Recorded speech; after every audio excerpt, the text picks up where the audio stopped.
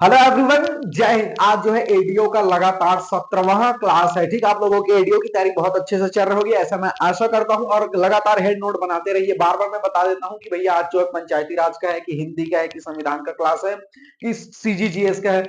Proper अपने notes रखिए, ठीक है। और बार बार बोल रहा हूँ, वीडियो में वायरल कीजिए, शेयर कीजिए भैया। वीडियो को रिस्पांस अच्छा आना चाहिए, तभी तो मजा आएगा। पता चला 10-5 लोग देख रहे हैं तो फिर इतनी मेहनत किसके लिए? अधिक से अधिक लोगों देखें, अधिक से अधिक लोगों तक ये फायदा होना चाहिए, ठीक है। चलिए वीडियो को स्टार्ट करते हैं, क्योंकि सीधी बात, नो बकवास। ठीक है, तो एडीओ को कौन सा क्लास है? एडीओ के ये 17वां क्लास है। इसमें देखेंगे हम पंचायती राज, ठीक है।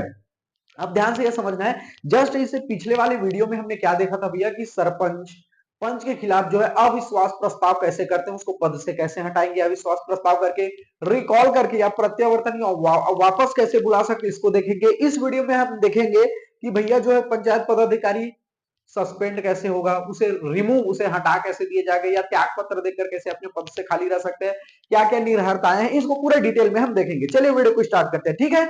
इससे पहले अविश्वास प्रस्ताव रिकॉल की प्रक्रिया देख चुके थे। इस वीडियो में हम देखेंगे जो सस्पेंड कैसे होगा वो, ठीक है। रिमूव कैसे, हटाएगा कौन उसे, ठीक है। उसके बाद वो अपने पद से स्वयं त्याग पत्र देना चाहे तो कैसे दे सकता है। चलिए देखते हैं।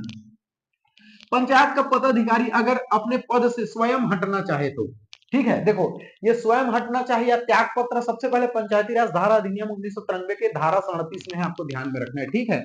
अविश्वास प्रस्ताव किसमें था भैया? अविश्वास प्रस्ताव 1993, पंचायती राज अधिनियम 1993 के धारा कितने किसमें था? 21 में था। रिकॉल किसमें था? पहले हमने क्या देख लिया था, जो अविश्वास प्रस्ताव है कौन से धारा में था भैया? धारा 21 में था। प्रत्यावर्तन किसमें था? धारा 21 का में था।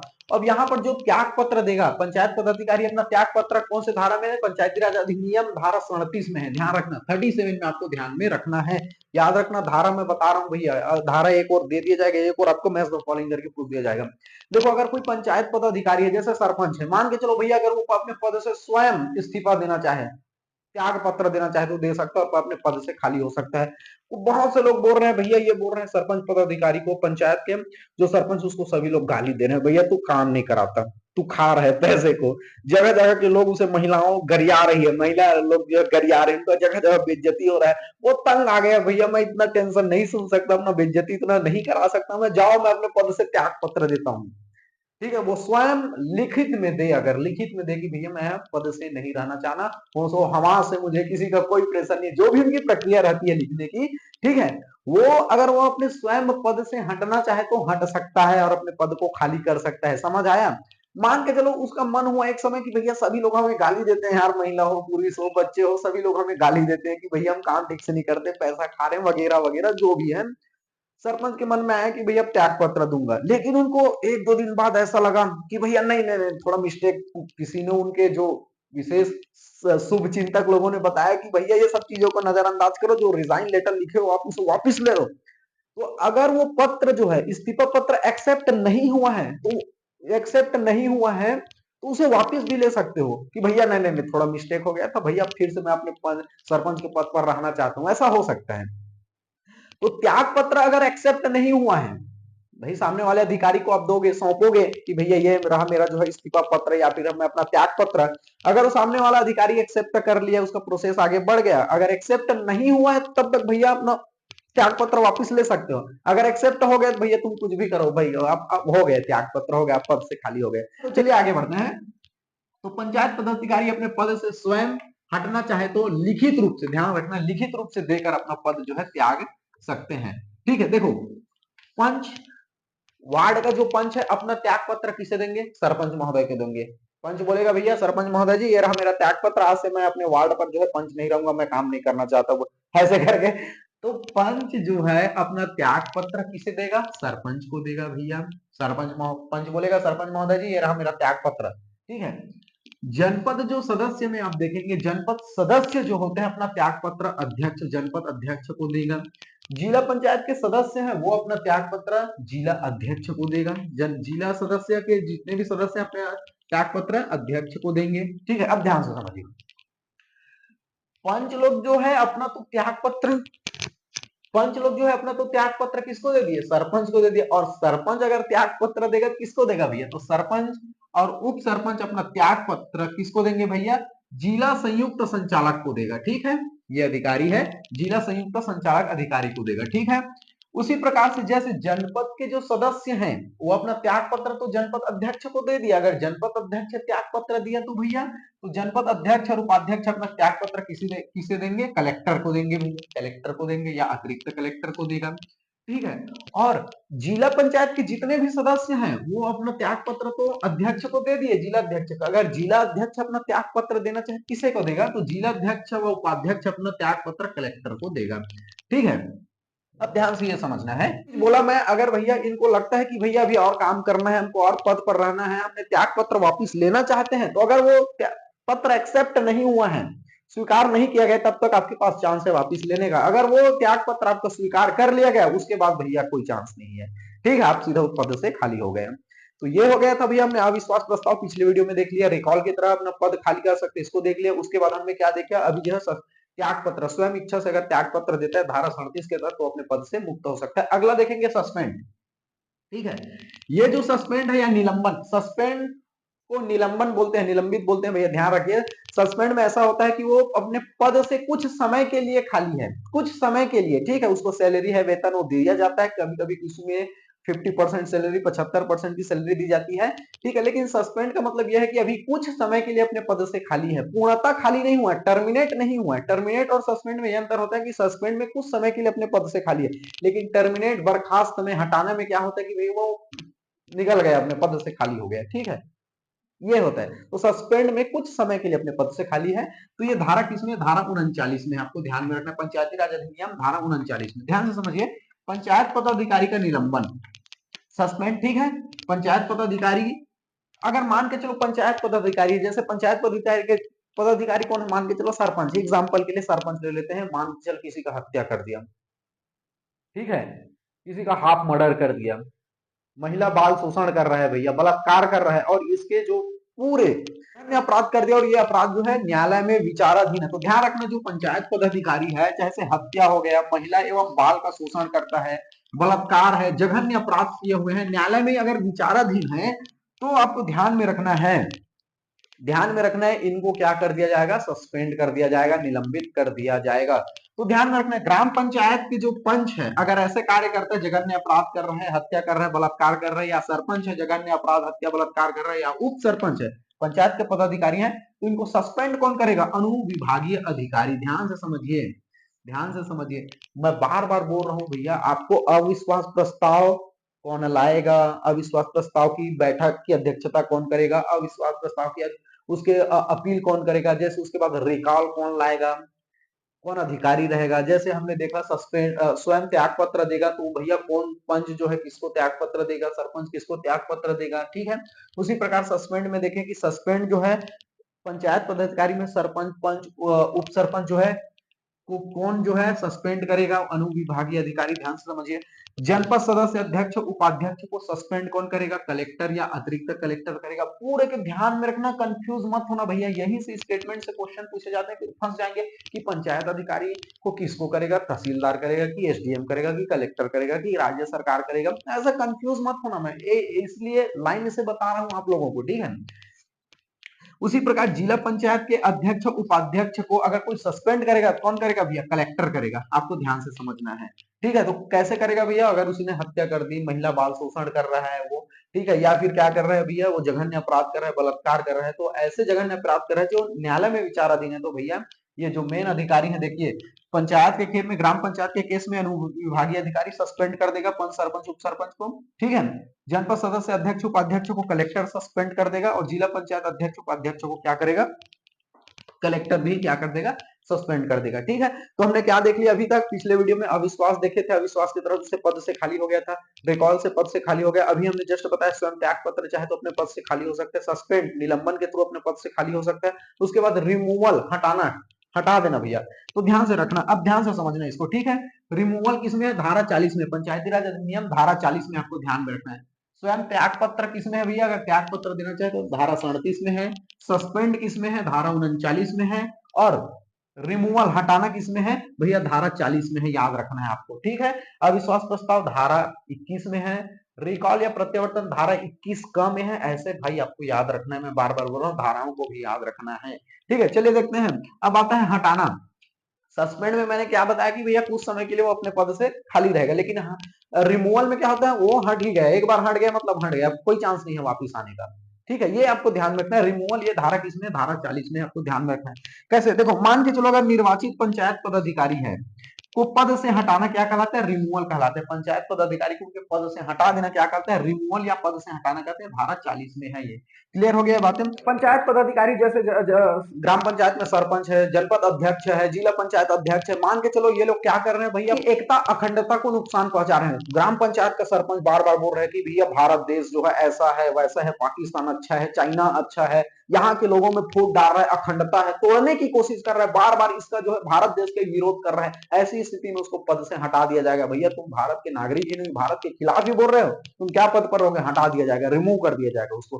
ठीक है, तो ध्यान में रखना, भारत की एकता अखंडता को नुकसान करे, लिंग जाति धर्म वर्ग के आधार पर भेदभाव करे। जैसे तुम भैया निम्न जाति के हो, अरे भैया एक पंचायत में आपके जनपद में देखेंगे, जिला में अनेक प्रकार के जाति धर्म के लोग रहते हैं, अलग अलग लिंग के लोग रहते हैं। भैया तुम ये जाति के हो, तुम ये जाति हो, तुम जाति के लोग अलग रहो, उन जाति के लिए ऐसे करेंगे वैसे करेंगे।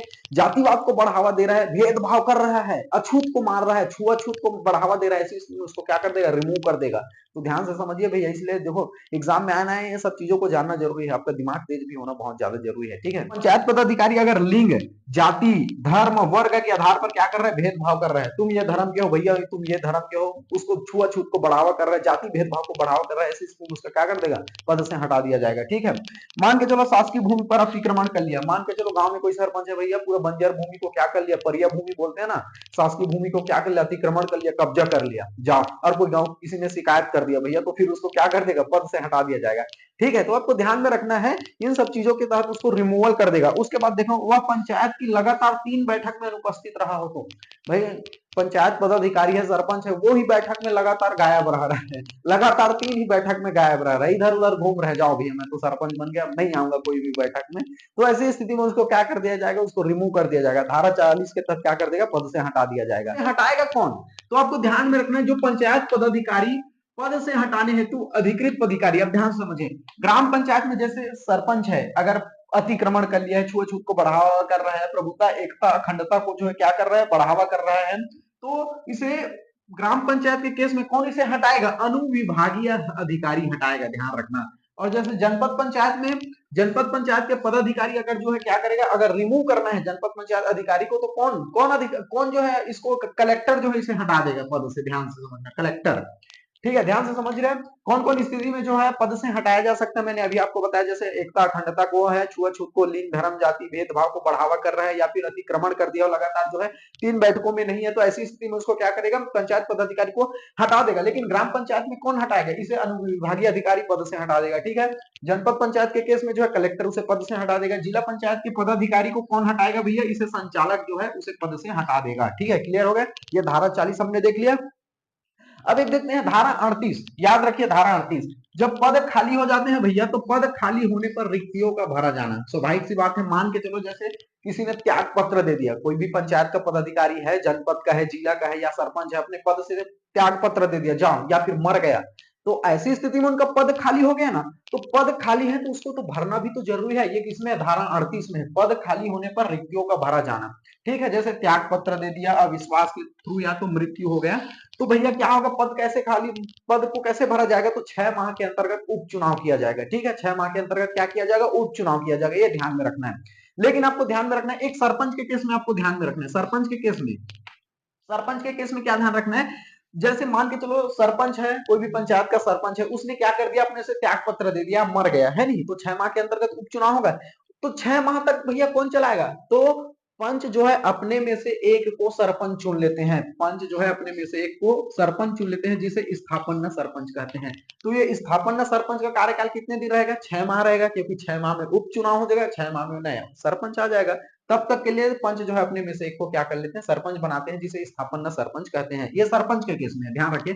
ठीक, और 6 माह में क्या करना है, उपचुनाव करना है। ये उपचुनाव कौन सी स्थिति में होगा, इसको भी ध्यान रखना है। अगर मान के चलो कोई सरपंच है, मैंने इसको और पिछले वीडियो में बता चुका हूं, फिर भी एक बार क्विक बता देता हूं मैं। ठीक है, मान के चलो अगर कार्यकाल जो है, मान के चलो कोई नया सरपंच था, 2 साल कार्यकाल किया भैया, मर गया, तो अभी भी 3 साल का कार्यकाल बचा है, यानी कि 6 माह से अधिक का कार्यकाल बचा है, तो ऐसी स्थिति में उपचुनाव होगा।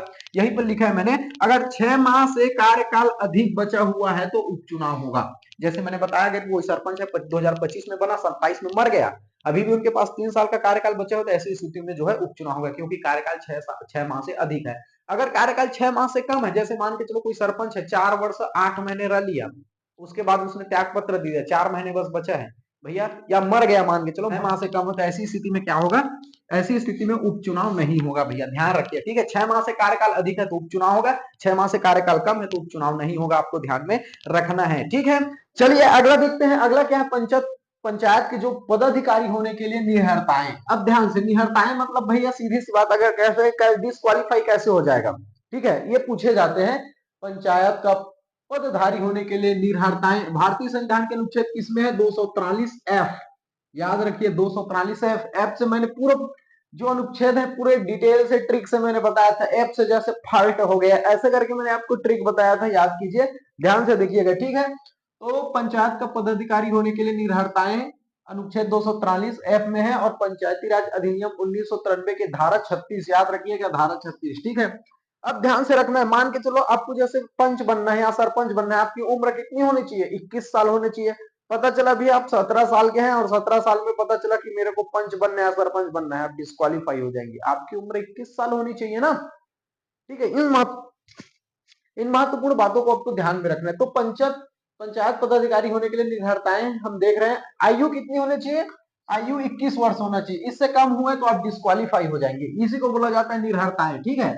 आप अगर सहकारी सोसाइटी के सभापति या उप सभापति हैं, ठीक है, तो आप जो है आप डिस्क्वालीफाई हो जाएंगे, आप चुनाव नहीं लड़ सकते, ध्यान रखिए इस बात को, ठीक है। अगर सहकारी सोसाइटी के सभापति या उप सभापति होने पर आप जो है डिस्क्वालीफाई हो जाएंगे, आपको ध्यान में रखना। अगर मान के चलो आप पागल हैं भैया, दिमाग से पागल हैं दिलवाले फिल्म की अजय देवगन की तरह है तो आप क्या हो जाएंगे, डिस्क्वालीफाई हो जाएंगे, या दिवालिया हैं आप। दिवालिया का मतलब ये होता है कि भैया आपने जो है लोन लिया हुआ है बैंक से और उसे पटाने में आप असमर्थ हैं, चुका नहीं सक रहे हैं लोन को, तो उसे अब क्या बोला जाता है, दिवालिया बोला जाता है। तो अगर आप पागल या दिवालिया है तो आप जो है डिस्क्वालीफाई हो जाएंगे, निर्हरता हो जाएंगे, आप चुनाव नहीं लड़ सकेंगे, ध्यान में रखना इन सब चीजों को, ठीक है।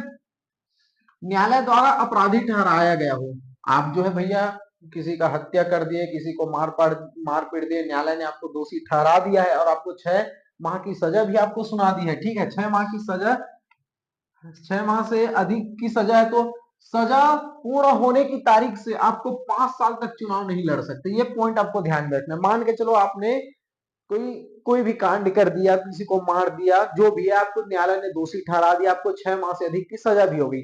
जिस दिन जेल से छूट के आए, आप 6 माह का कारावास काट के आए, जिस दिन से आप जेल से छूट कर आए, मान के चलो आपको न्यायालय ने 7 महीने की सजा सुना दी, ठीक है, 7 महीने आपने काट के आए, अब जिस दिन से जेल से बाहर आए उसी दिन से 5 साल तक आप चुनाव नहीं लड़ सकेंगे, ठीक है, आप ध्यान रखिए इस बात को।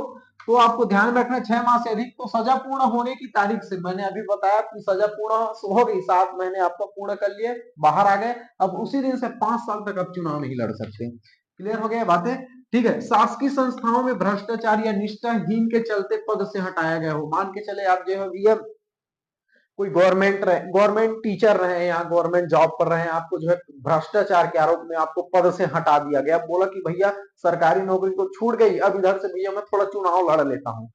आपको अगर सरकारी अफसर रहे, सरकारी आप क्या कर रहे हैं, संस्था में भ्रष्टाचार पाए गए हैं, भ्रष्टाचार के तहत आपको निकाल दिया गया है, तो आप ध्यान में रखना है, आप जो है पद से हटाए गए हैं भ्रष्टाचार के आरोप में, तो आप चुनाव नहीं लड़ सकते हैं, ये आपको ध्यान में रखना है, ठीक है। ये थी कुछ पंचायत पदाधिकारी होने के लिए निर्धारताएं, अनुच्छेद 243 देखें जो इंपॉर्टेंट है, ऐसे आपको स्टेटमेंट में क्वेश्चन पूछ दिया जाएगा, ठीक है। चलिए अगला देखते हैं, पंचायत की शक्तियां, प्राधिकार एवं उत्तरदायित्व, ठीक है। अगला देखेंगे क्या, पंचायत की शक्तियां, प्राधिकार एवं उत्तरदायित्व, अनुच्छेद 243 जी। मैंने इसको ट्रिक से भी बताया था, पार्ले जी खाएंगे तो भैया आपको शक्ति आएगा, ऐसे मैंने ट्रिक बताया था, पूरा ट्रिक याद रखिएगा, ठीक है। अध्याय 6 में है, आपको ध्यान में रखना, धारा 49 आपको ध्यान में रखना है। चलिए देखते हैं पंचायत की क्या क्या शक्ति है, क्या क्या प्राधिकार, क्या क्या उत्तरदायित्व है। स्वच्छता और सफाई करना, भैया आपने जिस भी ग्राम पंचायत, मान के चलो आपके ग्राम पंचायत है, ग्राम पंचायत में आप सफाई रखेंगे, सड़क को, नाली को, तालाब को सबकी आप साफ सफाई करेंगे, स्वच्छता का ध्यान देंगे आप, ठीक है। सार्वजनिक जैसे सड़क है भैया, सड़क है, गली है, मोहल्ले है, संडास है, नालियां है, नाली जाम हो गया भैया आप साफ करवाइए उसे, ठीक है। तालाब, तालाब के चारों तरफ सुंदरीकरण कराइए, स्वच्छता कराइए बढ़िया से, ठीक है। कूड़ा है, कचरा है तालाब के अगर बगैर, सभी लोग नहा रहे हैं भाई, साफ स्वच्छ होना चाहिए। कुआं है, ठीक है। इन सभी जगह को आपको क्या करना है, साफ सफाई करवाना है, ठीक है। मैंने आपको बताया था कि पंचायत में भैया अगर देखेंगे ग्राम पंचायत में 29 विषय हैं, ठीक है, और नगरीय निकाय में 18 विषय हैं, आपको बताया था। ये पंचायती राज कितने 11वीं अनुसूची में है, नगरीय निकाय 12वीं अनुसूची में, इसमें 29 विषय है, नगरीय निकाय में 18 विषय में, मैंने पूरा बताया हुआ था। जो एग्जाम के दृष्टिकोण से महत्वपूर्ण, उसको आपको ध्यान में रखना है, ठीक है। अगला देखते हैं, जन्म मृत्यु विवाह संबंधी अभिलेखों को रखना। भैया कौन सा बच्चा जो है किस तारीख को जन्म हो रहा है, कब किसका मृत्यु हुआ, कब कौन से तारीख को शादी हुई, पूरे जो डेटा है उसको आपको क्या करना है भैया, अभिलेखों को रखना है, आपको ध्यान में रखना है, ठीक है। पंचायत की शक्ति प्राधिकार एवं उत्तरदायित्व देख रहे हैं। निशक्तों को निराश्रितों की सहायता प्रदान करना है। निशक्त हो गया भैया जिसके माँ बाप नहीं है, जिसके पति मर गया हो, जिसके कोई बेटा ना हो, बूढ़ा हो, निशक्त है, निराश्रितों को आपको क्या करना है, सहायता प्रदान करना है, ये आपको ध्यान में रखना है, ठीक है। युवा कल्याण को सोचना है भैया, गांव में जितने भी, ग्राम पंचायत में जितने भी युवा हैं, बेरोजगार हैं, मान के चलो, युवा कल्याण के बारे में सोचना है। उनके युवा हैं, उनको खेल कूद को आगे बढ़ाना है, उनको प्रोत्साहन करना है, उनके टैलेंट को उभारना है, ये आपको उत्तरदायित्व है, शक्ति है, ठीक है। ये आपकी उत्तरदायित्व है, आपको ध्यान में रखना है। खेल कूद को बढ़ावा करना है।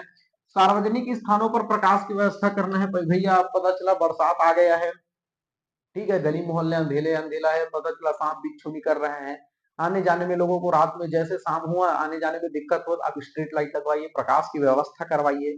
तो ये हम देख रहे हैं, ध्यान से समझने इन सब चीजों को, ठीक है। जैसे सड़क है भैया, सड़क खराब हो गया, सीसी रोड निर्माण कराइए आप, ठीक है। पुल का निर्माण कराइए, भवन का सनिर्माण कराइए, कोई सामुदायिक भवन है नहीं, उसको आप निर्माण कराइए, बढ़िया बढ़िया भवन बनवाइए आप, मुक्ति धाम वगैरह, इन सब चीज को क्या करना है, आपको अच्छे से बनाना है, ठीक है। पशुओं के लिए कांजी हाउस का निर्माण करना है, बढ़िया कांजी हाउस का निर्माण करना है, आपको ध्यान में रखना है। जो ऐसे ऐसे जानवर हैं जो फसलों को खा रहे हैं, है नहीं, उनके लिए कांजी हाउस का निर्माण करके बढ़िया उनके चारे का व्यवस्था करना, पानी का व्यवस्था कराना है आपको, ठीक है। चलिए अगला देखते हैं, ये महत्वपूर्ण महत्वपूर्ण आपको देखेंगे उत्तरदायित्व है। पंचायत की शक्ति प्राधिकार उत्तरदायित्व, ये इतने को देखना है जो गवर्नमेंट एग्जाम में बहुत बार पूछे जा चुके हैं, ठीक है। ज्यादा को नहीं देखना है आपको, मैं बार बार एग्जाम की दृष्टिकोण से आपको देखना, आपको विद्वान नहीं बनना है, ठीक है। आप सिलेबस के अकॉर्डिंग करिए, सिलेबस के अकॉर्डिंग आएगा तो ठीक है, वरना भैया आजकल तो व्यापम पीएससी का मूड ही कुछ अलग चलता है, ठीक है। ये ध्यान में रखना है, आप दुनिया और हर इंसान क्या करते हैं, सिलेबस के अकॉर्डिंग ही तैयारी करना जानता है, ठीक है। चलिए अगला देखते हैं, जनपद पंचायत के कृत्य वह शक्ति, ठीक है, ठीक है। ये कितने हैं, धारा 50 में, आपको ध्यान में रखना है। जनपद पंचायत की शक्ति किसमें है, धारा 50 में है, और वो अध्याय है धारा 49, आपको ध्यान में रखना है, ठीक है। तो अगला ध्यान रखना है, एकीकृत ग्रामीण विकास करना है, आपको ध्यान में रखना है, एकीकृत, इंटीग्रेटेड, याद रखना, ग्रामीण विकास करना, प्रौढ़ शिक्षा, ये याद रखना, जनपद पंचायत के कृत्य व शक्ति है, ठीक है। तो प्रौढ़ शिक्षा किसमें आता है, जनपद पंचायत, आपको ध्यान में रखना है। सामाजिक वानिकी, जनपद पंचायत, याद रखिए।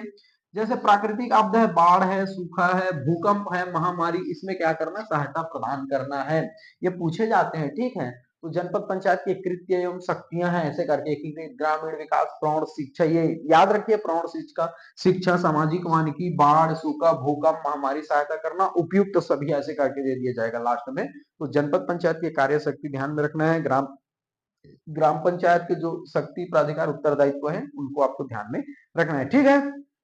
चलिए चलिए मिलते हैं अगले वीडियो में, तब तक के लिए जय हिंद, जय भारत।